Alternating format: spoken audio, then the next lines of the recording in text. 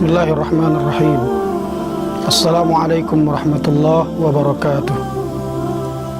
Innal hamdalillah nahmaduhu wa nasta'inuhu wa nastaghfiruh wa na'udzu billahi min syururi anfusina wa min sayyiati a'malina. May yahdihillahu fala mudhillalah wa may yudlilhu fala hadiyalah. Asyhadu an la ilaha illallah wahdahu la syarikalah wa asyhadu anna Muhammadan abduhu wa rasuluh. Allahumma salli ala Muhammad wa ala ali Muhammad wa ba'd. Pemirsa Al-Furqan TV yang dirahmati Allah Subhanahu wa taala. Alhamdulillah, segala puji bagi Allah yang telah memberikan kita banyak nikmat.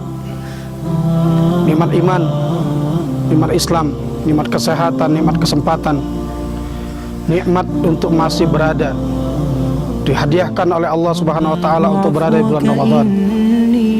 Nikmat-nikmat yang banyak ini, jika kita syukuri maka Allah janjikan akan Allah tambah. Rumus nikmat baik materi maupun immateri adalah sama. Jika kita mensyukuri nikmat-nikmat itu maka Allah tambah, dan jika kita kufuri maka Allah ancam dengan adabnya yang sangat pedih. Nikmat materi yang melekat pada diri kita pada saat ini, jika kita syukuri maka Allah akan menambah itu. Begitu juga nikmat materi yang tidak berbentuk materi, berupa kesehatan, rezeki keluarga yang baik, rezeki sahabat yang baik dan lain sebagainya. Jika kita nikmati lalu kita syukuri maka Allah akan menambahnya.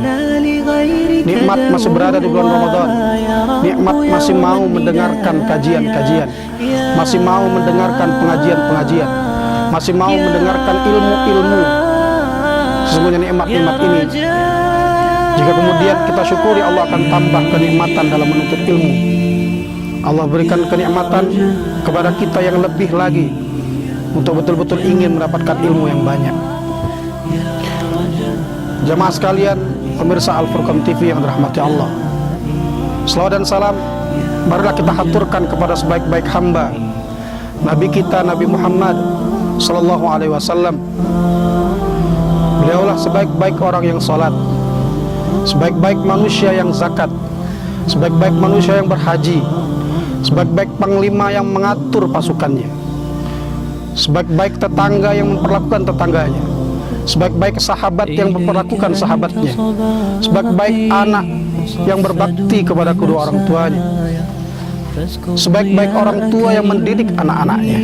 Maka tidak ada contoh yang paripurna yang kita dapatkan dari siapapun kecuali dari Rasulullah SAW. Maka kita berdoa dalam diam, di malam-malam kita berdoa kepada Allah agar Allah menganugerahkan kepada kita nikmat untuk mencintai Rasulullah SAW, nikmat untuk menteladani Rasulullah SAW, dan nikmat berusaha untuk mendapatkan nikmat sebagai tercatat sebagai salah satu di antara umatnya. Dan kita berharap kita tercatat sampai wafat kita adalah umat Rasulullah SAW. Dan kita pun berharap sekali, betul-betul berharap bahwa kita nanti mendapatkan syafaat dari beliau. Dan kita pun berharap jika kita mampu dan bisa dianugerahkan oleh Allah Subhanahu wa taala untuk bersama beliau di surga Allah Subhanahu wa taala. Pemirsa Al-Furqan TV yang dirahmati Allah Subhanahu wa taala, pada kali ini kita akan membahas tentang satu tema, yaitu tentang hakikat kita sebagai manusia. Siapakah kita ini sebagai manusia? Apakah ia sesuai yang dikatakan oleh teori Darwin, bahwa manusia itu sebenarnya adalah evolusi dari binatang, evolusi dari kera, lalu kemudian menjadi manusia, dan tidak akan ada pertanggungjawabannya, karena sesungguhnya dia tidak berakal, karena sesungguhnya dia bukan diciptakan sebagai manusia. Apakah benar seperti ini? Bagaimana Islam memandang hakikat kita sebagai manusia? Yang pertama, manusia itu adalah makhluk. Manusia itu adalah sesuatu yang diciptakan. Manusia tidak menciptakan dirinya sendiri. Manusia tidak membuat dirinya sendiri, tetapi dia makhluk, sesuatu yang diciptakan. Maka karena manusia adalah makhluk, maka ada khaliq di situ. Ada yang menciptakan manusia. Dia tidak terjadi dengan sendirinya. Ada yang menciptakannya. Maka Al-Quran menjawab, siapakah yang menciptakan manusia itu? Allah berfirman, Allahu khaliqu kulli syai'. Allah lah pencipta segala sesuatu. Allah yang mencipta alam ini dengan kemahakeluasannya, dengan begitu besarnya alam ini. Allah lah yang menciptakannya. Segala sesuatu, manusia Allah yang menciptakan. Dedaunan, pepohonan, binatang, Allah yang menciptakan. Maka hakikat manusia adalah makhluk.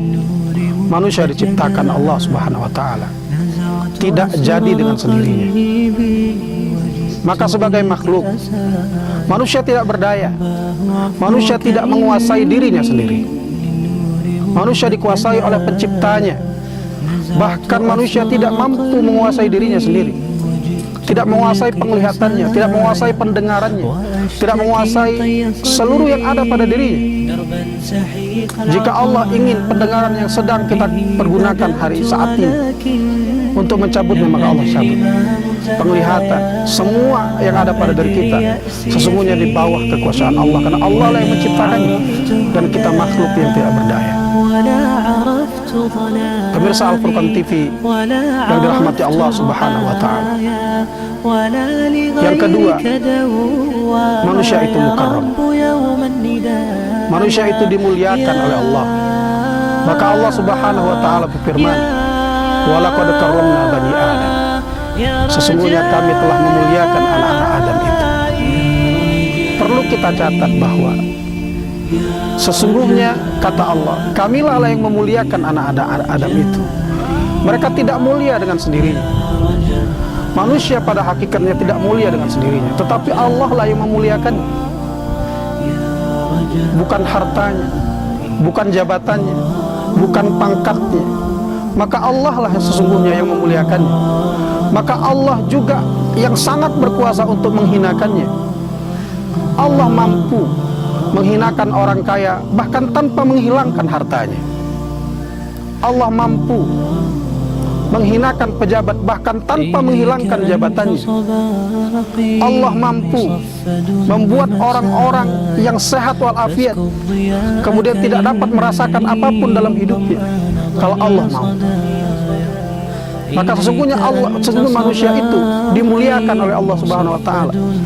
Dan ini harus menjadi kesadaran penting bagi setiap anak Adam, bahwa mereka tidak mulia, tetapi Allah lah yang memuliakannya.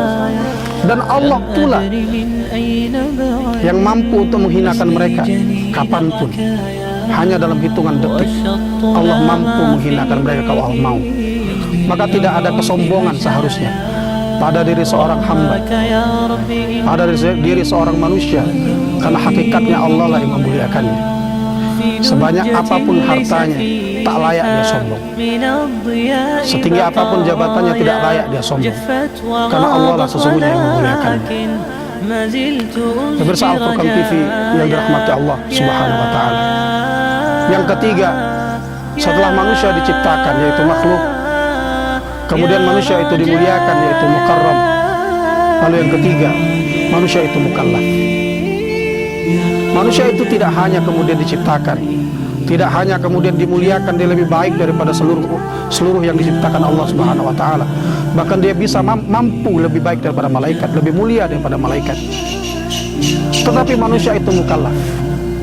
Manusia itu diberikan beban oleh Allah Subhanahu wa ta'ala. Manusia itu diberikan beban oleh Allah Subhanahu wa ta'ala. Maka dia diciptakan, dia dimuliakan, ada peruntukannya, yaitu dia kemudian diberikan beban oleh Allah Subhanahu wa ta'ala.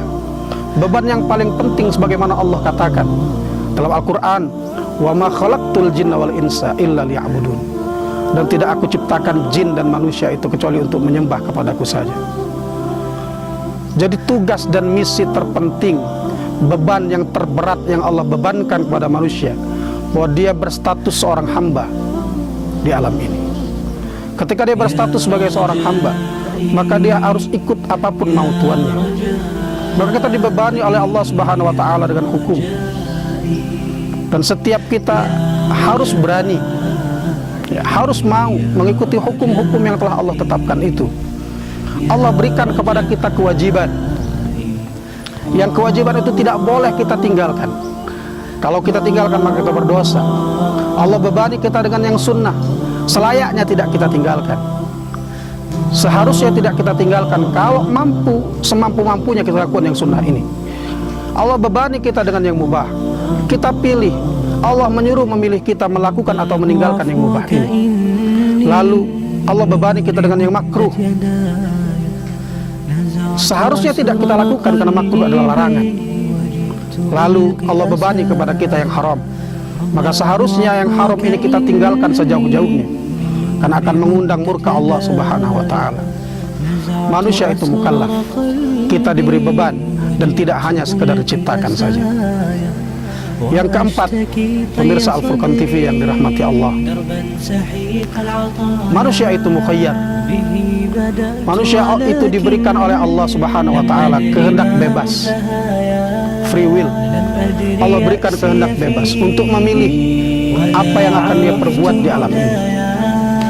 Dia memilih, mukhayyarun, manusia itu mukhayyar. Maka dalam surah Al-Kahfi Allah berfirman, "Faman syaa'a falyu'min wa man syaa'a falyakfur." Siapa yang mau maka berimanlah, dan siapa yang mau maka kafirlah. Allah berikan pilihan, karena Allah berikan kita akal, Allah berikan kita kemauan, Allah berikan kita jasad, sehingga kemudian manusia itu disuruh memilih. Siapa yang mau beriman, berimanlah. Siapa yang mau kafir, kafirlah. Siapa yang mau melakukan kewajiban, lakukanlah. Siapa yang mau meninggalkan kewajiban, lakukanlah. Faman syaa'a falyu'min wa man syaa'a falyakfur. Siapa yang di bulan Ramadan yang penuh berkah ini tidak mau memanfaatkan Ramadannya dengan baik, lakukanlah. Siapa yang ingin berusaha memanfaatkan Ramadannya dengan baik, lakukanlah. Siapa yang bahkan tidak mau berpuasa di bulan Ramadan ini dengan kewajiban puasa itu, lakukanlah. Dan siapa yang betul-betul ingin puasanya baik dan ingin mendapatkan pahala dari Allah Subhanahu wa taala, maka juga lakukanlah. Karena manusia mukhayyar. Faman syaa'a falyu'min wa man syaa'a falyakfur. Orang yang mau merubah hidupnya menjadi lebih baik, lakukanlah, karena Allah telah berikan kepadanya kemauan. Orang yang tetap saja dan tidak mau memperbaiki dirinya, ya, meskipun di bulan Ramadan, lakukanlah, karena sesungguhnya manusia itu memilih sesuai dengan pilihannya sendiri. Mukhayyarun, manusia itu mukhayyarun. Tetapi ingat, apapun yang dipilih oleh manusia, tetap bermaksiatkah atau berubah menjadi taat, tetap berada dalam ketaatankah atau kemudian berubah menjadi bermaksiat, maka sesungguhnya manusia memilih karena manusia mukhayyarun. Tetapi ingat, hakikat yang kelima, manusia itu majziyun. Manusia itu pasti Allah balas. Allah balas sekecil apapun perbuatannya. Allah balas sebesar apapun perbuatannya. Ya, tidak berpuasa, dia pilih, maka dia akan mendapatkan balasannya.